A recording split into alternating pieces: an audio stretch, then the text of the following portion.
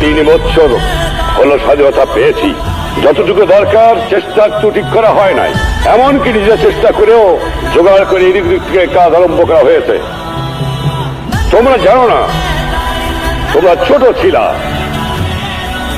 স্কুলে পড়তা, বা তোমরা বাচ্চা ছিলা, পাকিস্তানিরা দুনিয়াকে বুঝাচ্ছিল যে বাঙালিরা নাকি যুদ্ধ করতে জানে না, এবং সেই জন্যই তারা বাঙালিতে সৈন্যবাহিনীতে নিত না। আমার মনে আছে বহু আগে Ayub Khan commander in chief ছিলেন, তিনি গোপনে সার্কুলার দিয়েছিলেন যে বাঙালিদের 2% বেশি নেওয়া যেন না হয়। সে কাগজ আমি যেভাবে হয় পেয়ে যাই, তার তাই নিয়ে আমি তোড়পাড় শুরু করি। যদিও সেই হুকুম তারা উদ্ধ করেন, কিন্তু স্থলে বলে কৌশলে বাংলাদেশ দাবিয়ে রেখেছে।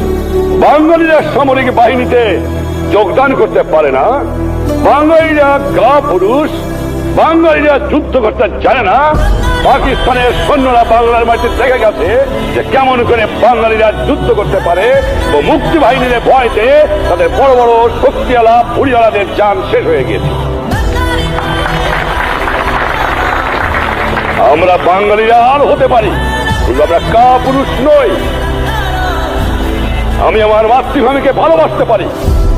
যুগ যুগ ধরে বাঙালিরা পরাধীন ছিল, 200 বছর ইংরেজের আমরা পরাধীন ছিলাম। 25 বছর পর্যন্ত পশ্চিম পাকিস্তানের সংখ্যালঘু দল স্থলে বলে কৌশলে আমার বাংলার মাটিকে দখল করে শোষণ করেছিল। এই ক্যান্টনমেন্টে বাঙালিদের স্থান ছিল না। যাওয়ার সময় বাংলাদেশ রাস্তায় অপমান করা হতো। আমার নিজের জানা আছে, যখন আমি এইখান থেকে কোন সময় গাড়ি নিয়ে বাস করেছি, সমস্ত শরীর আমার জ্বলে উঠত।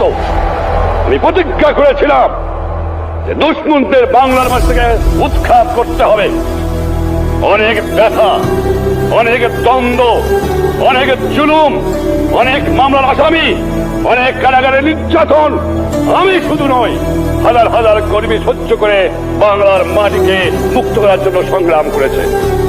তোমাদের কাছে একটা জিনিস তোমাদের মনে রাখা দরকার, দেশ যখন আমার আছে, মাটি যখন আমার আছে, বাংলা